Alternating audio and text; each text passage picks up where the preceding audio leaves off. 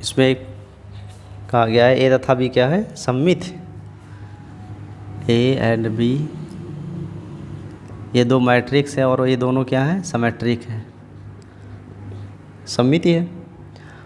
अगर हम मान लें कि जो ए है वो है ए आई जे और यम इंटू एन ऑर्डर का है, जो बी है वो ए आई जे बी आई जे और इसका आर्डर भी यम इंटू एन है, दोनों का आर्डर सेम है। क्योंकि प्रश्न के अनुसार ए सममिति है, तो जो सममिति है तो इसका मतलब हुआ कि ए जो होगा वो ए प्राइम के क्या होगा, बराबर होगा। जो ट्रांसपोज मैट्रिक्स है ए का वो दोनों इक्वल हो जाएंगे, बी का भी ट्रांसपोज मैट्रिक्स एक दूसरे के क्या होगा, बराबर। प्रश्न के अनुसार सममिति है तो ये ट्रांसपोज मैट्रिक्स जो है मूल मैट्रिक्स के बराबर होगा। अब हमको जो प्रूव्ड करना है, कह रहा prove that A B minus B ये क्या है, विषम सममिति है। विषम सममिति, विषम सममिति को अंग्रेजी में क्या बोलते हैं, स्क्यू सिमेट्रिक। तो ये स्क्यू सिमेट्रिक है, ये हमें प्रूव करना है, ठीक है।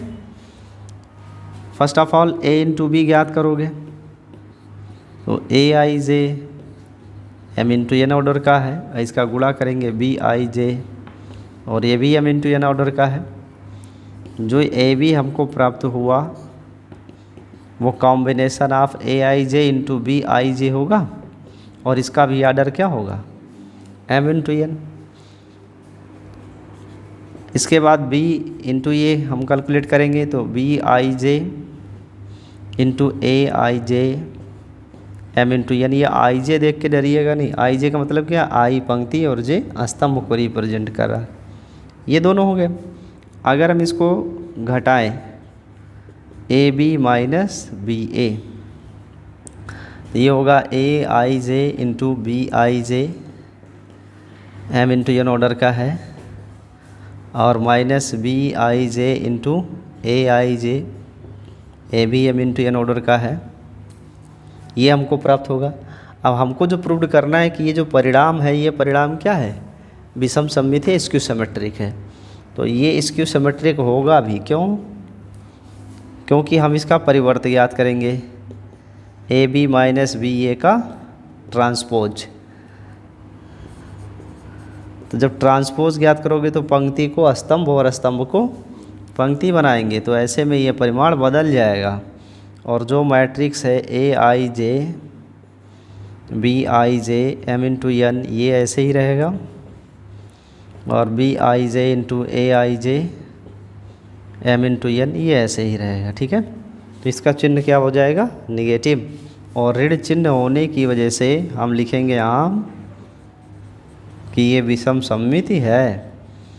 A B minus B A is equal to negative A B minus B A का ट्रांसपोज। तो हम कह सकते हैं कि जो दिया गया अंतर है वह विषम सममिति है, हेंस प्रूव्ड हो गया।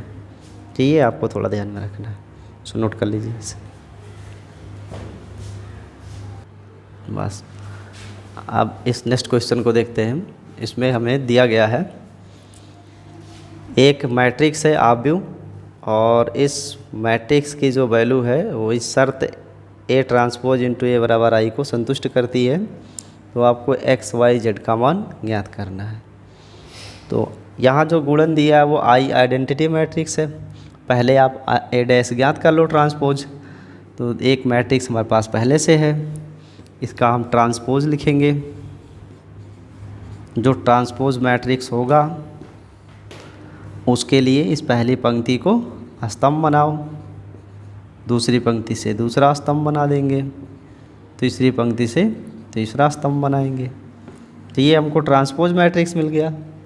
और ये ट्रांसपोज और इस मैट्रिक्स का गुणा जो है वो आई आना चाहिए। आई क्या है, आई भी सेम ऑर्डर का होगा, 1 0 0 0 1 0 0 0 1, क्योंकि जो मैट्रिक्स है जिस ऑर्डर का होगा आइडेंटिटी मैट्रिक्स भी उसी ऑर्डर का होगा। तो 3 इंटू 3 के सभी हैं, ये भी 3 इंटू 3 का है, ये भी 3 इंटू 3 का बना और ये भी 3 इंटू 3 का बना, ठीक है।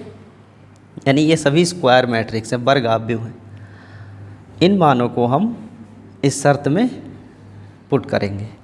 तो ए डैश की जो वैल्यू है वो 0 है, 2y z x y ऋण z और x ऋण y और z है, और इसका हमें गुणा करना है स्मॉल मैट्रिक्स के साथ, that is 0 x x 2y y और ऋण y, और z है ऋण z है और z है, बराबर आइडेंटिटी मैट्रिक्स दैट इज 1 0 0 0 1 0 0 0 1।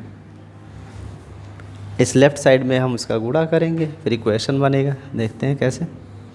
0 का 0 से गुणा 0 होगा, x का x से गुणा x स्क्वायर, और फिर x का x से गुणा करोगे प्लस x स्क्वायर।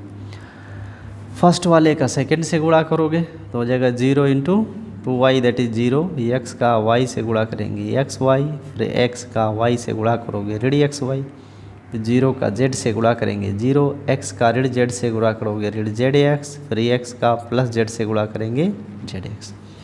तो हमने इस पहली पंक्ति का इन तीनों स्तंभों से गुणा करके 3 स्तंभ का निर्माण किया। अब अगली पंक्ति का करेंगे। 2y का 0 से गुणा करोगे 0, फिर y का x से गुणा करोगे प्लस x y, फिर ऋण y का x से गुणा करोगे ऋण x y, फिर 2y का y से गुणा 4y स्क्वायर, y का y से गुणा y स्क्वायर, ऋण y का ऋण से गुणा करोगे तो धन y स्क्वायर हो जाएगा, फिर 2y का z से गुणा करेंगे 2yz, फिर y का ऋण z से गुणा करेंगे yz, फिर ऋण y का z से गुणा करोगे ऋण yz हो जाएगा। थर्ड का 0 होएगा, फिर ऋण zx और फिर प्लस zx, फिर ऋण का धन 2yz, फिर ऋण yz और z का y से गुणा करें फिर ऋण yz, और इस तीसरे से गुणा करो z का z से गुणा z स्क्वायर, ऋण z का ऋण z से धन z स्क्वायर हो जाएगा, और फिर z का इस z से गुणा करोगे प्लस z स्क्वायर। ये वैल्यू इस आइडेंटिटी मैट्रिक्स के बराबर दिया गया है। इनको जोड़ लो तो ये हो जाएंगे 2x स्क्वायर, यहाँ 0 हो जाएगा और यहाँ भी 0 हो जाएगा, और ये जो दिया हुआ है 0 होएगा, सेकंड में सब कट जाएंगे, और यहाँ 4 1 5 और 1 6 6y स्क्वायर, और ये 2yz नेगेटिव में आएगा और ये पॉजिटिव है, ये भी 0 हो जाएगा, ये भी 0 हुआ और ये भी 0 हो गया। ये पद जुड़ के हो जाएंगे 3z स्क्वायर बराबर 1 0 0 0 1 0 0 0, ये आया। अब दोनों मैट्रिक्स आपस में क्या है, बराबर है, और आपको शर्त हम बताएं कि दो अवयव बराबर तभी हो सकते हैं जब उनके संगत अवयव क्या हो, बराबर हो।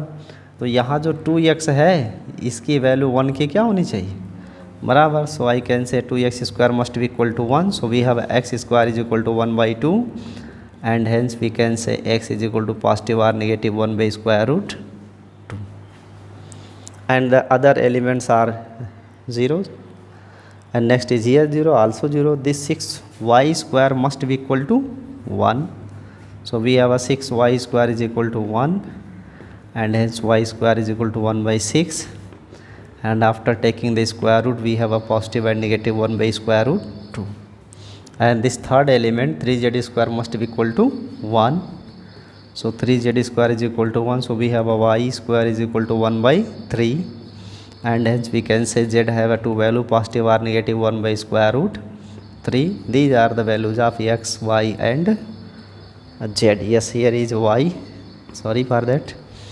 ये हो गए मान, ठीक है। इन्हें आप नोट कर लो, समझ में आया होगा। जो शर्तें दी गई उस शर्तों के अनुसार मैथमेटिक्स बहुत आसान है। मैथमेटिक्स में आपको जो कहा गया है, अगर उस प्रश्न की भाषा को समझ गए और जो कहा है सिर्फ वही किए तो आपको बात समझने में ज़्यादा दिक्कत नहीं होगी और आंसर भी आसानी से मिल जाता है। नोट कर लीजिए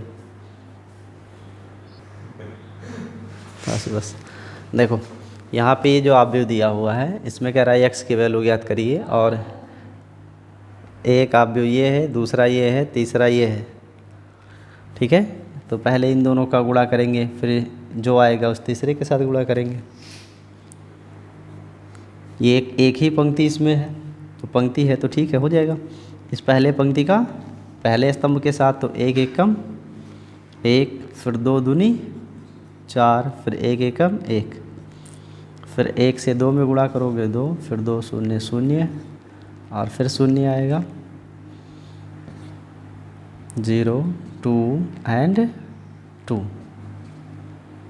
हो गया। और दूसरी पंक्ति है नहीं, दूसरा पंक्ति बनेगा नहीं।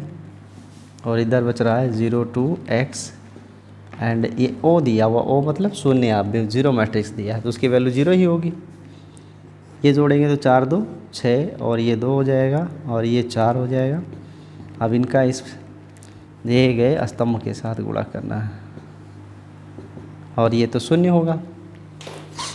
अब इस पहले पंक्ति का पहले स्तंभ के साथ गुणा तो 6 शून्य शून्य, 2 दूनी 4 और 4 x का 4x बराबर क्या हो जाएगा 0, क्योंकि ये 0 मैट्रिक्स था तो इसकी वैल्यू 0 आई।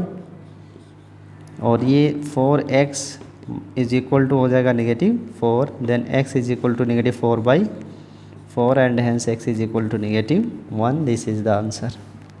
समझ में आया? नोट किया जाए।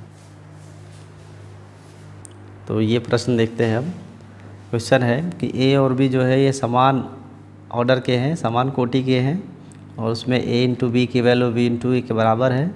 हमको प्रूव करना है a b power n is equal to b power n into A, और n एक नेचुरल नंबर हो तो a b पावर n बराबर a power n into b power n होता है। ये हमको प्रूव करना है। और वो भी कौन सा मेथड इस्तेमाल करना है? गणितीय आगमन। तो गणितीय आगमन के सिद्धांत द्वारा हम इसे हल करेंगे। गणितीय आगमन के सिद्धांत में 3 स्टेप होते हैं, तो उन्हीं स्टेप्स के द्वारा हम हल करते हैं। फर्स्ट स्टेप जो स्टेप 1 है ये कहता है let n is equal to put n is equal to 1, यानी n बराबर 1 आप मान रखिए। तो जब हम n बराबर 1 यहाँ रखेंगे तो a b power 1 is equal to b power 1 into A, अर्थात ए बी बराबर b इंटू ए। और प्रश्न कह रहा है कि ए बी जो है वो बी ए के क्या है बराबर है, तो ए बी बराबर ए बी, ये क्या हो गया? ट्रू, सत्य है। ठीक है। एंड जो सेकंड दिया हुआ है प्रूफ करने वाला, इसको भी अगर देखें तो A B power 1 is equal to A power 1 into B power 1। यहाँ भी अगर हम परिणाम देखेंगे तो ए इंटू बी बराबर ए इंटू बी ही प्राप्त हो रहा है। यह भी क्या है? सत्य है। तो n इज इक्वल टू 1 के लिए दोनों सत्य हैं। अब गणितीय आगमन के अनुसार हम मानेंगे step 2 let n is equal to k and k is element of natural number is true. हम मान लेते हैं कि n बराबर k के लिए भी यह मान क्या है? सत्य है। ये है गणितीय आगमन का सेकंड स्टेप। तो अगर n बराबर k के लिए सत्य है तो ए बी पावर k, यानी जो स्टेटमेंट है पी एन, वो स्टेटमेंट है A B power n is equal to B power n into A. इसलिए पी के की वैल्यू जो हमने माना है कि के लिए भी सत्य है, तो A B K is must be equal to B power K into A. ये हमने मान लिया कि ये क्या है? सत्य है। तो ये दूसरा स्टेप हो गया, इसे हम यूज़ करेंगे तीसरे स्टेप में। जो स्टेप 3 है उसके अकॉर्डिंग अब मान लेते हैं कि n की वैल्यू क्या है? k+1। और अगर n की वैल्यू k+1 है तो ये pk+1 की वैल्यू क्या आएगी? तो pk+1 must be equal to A B power k+1। और जो ए बी पावर k+1 है इसको ऐसे भी लिख सकते हैं A B power k into B, या a और b को एक साथ कर सकते हैं इंटू बी पावर k, क्योंकि आव्यूह क्रम में होता है, ये आपको बताया गया है। अब a इंटू बी जो है वो b इंटू ए के क्या है? बराबर है। तो हो जाएगा b into A is B power k। इस तरीके से इसके सेकेंड पार्ट को और इस थर्ड वैल्यू के लिए k+1 के लिए हम ज्ञात करेंगे और दे सॉल्व कर लेंगे। इतना नोट कर लीजिए, फिर आगे बताते हैं आपको।